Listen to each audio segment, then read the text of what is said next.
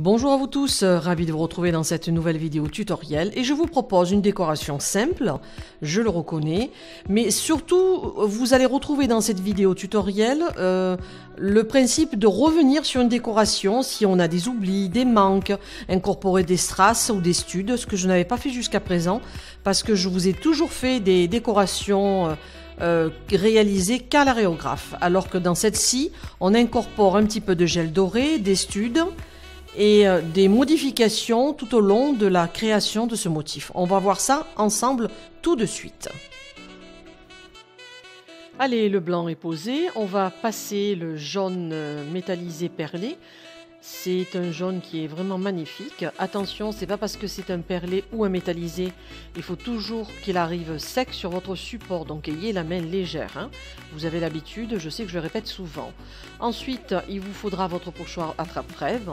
Et ce que je voulais vous démontrer dans cette vidéo, c'est avec un petit motif, et si vous faites peut-être des bêtises, des ratés, vous allez voir tout au long de cette vidéo, on va pouvoir rattraper la peinture et des petites erreurs que j'ai faites. Donc là, on passe le rouge pour mon attrape-crève. Alors vous pouvez utiliser les couleurs pastel, hein, faites ce qui vous plaît et surtout, moi j'avais ça en tête. Donc je continue dans ma lancée, le noir sur les petites brindilles.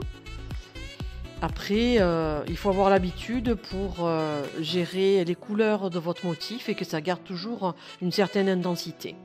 Alors là, ce que je ne fais pas dans des précédentes vidéos, je vais incorporer des studs, j'aurais pu mettre des strass aussi, et je vais les coller donc avec du gel de finition, hein, pour les poser, ça suffit amplement. Donc vous pouvez poser des strass, moi j'ai mis des studs et des billes. Faites comme bon vous semble et suivant votre imagination surtout.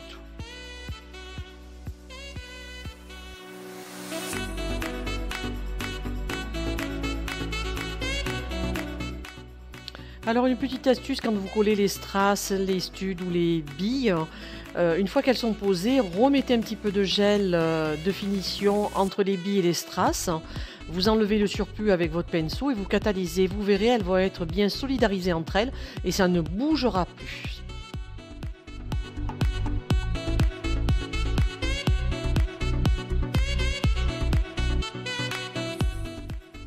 Ensuite, finissez votre déco comme bon vous semble, hein. Moi j'ai voulu encore mettre un petit peu des studs. Vous pouvez incorporer par la suite, j'ai utilisé du gel or sur les plumes pour tracer la nervure centrale. Ça apportera toujours un petit peu de brillant et de peps à votre décoration.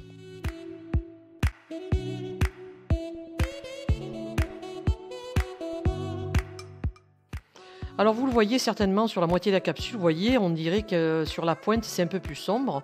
Et quand je vous disais on peut rectifier toujours ces erreurs, c'est pour ça que je pulvérise du blanc pour refaire une couche de jaune métallisé perlé, parce que je trouvais que ça faisait pas beau. Et de toute façon, on voyait bien qu'il manquait quelque chose sur cette déco. Donc au dernier des carats, j'ai eu l'idée de réparer mon erreur, donc je repasse du jaune.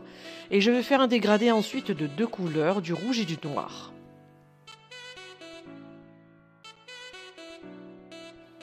Alors là, je vais pulvériser le rouge. Faites attention à votre dégradé, il ne faut pas qu'il soit trop foncé.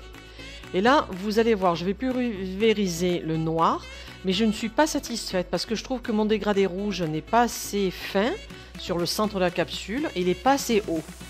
Donc c'est pour ça que je vous dis, on peut toujours revenir sur certains détails, autant que le motif puisse nous le permettre. Donc vous voyez, j'ai déjà rectifié le rouge. Je reviens avec un petit peu de noir et vous allez voir, je trouve que le résultat final est beaucoup mieux. À mon goût.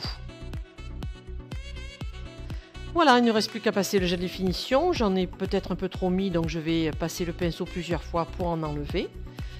Je vous dis à très bientôt dans une prochaine vidéo tutoriel. Merci à vous tous. Continuez à partager mes vidéos. Si ça peut aider d'autres personnes, ça sera très volontiers. Je vous retrouve dans une prochaine vidéo tutoriel, mais n'hésitez pas à me laisser vos messages sur YouTube ou sur ma page Facebook pour que je puisse faire des vidéos qui vous seront utiles. Donc dites-moi ce qui vous ferait plaisir de retrouver dans la prochaine vidéo, n'hésitez pas. Je vous dis merci à vous tous, à très vite.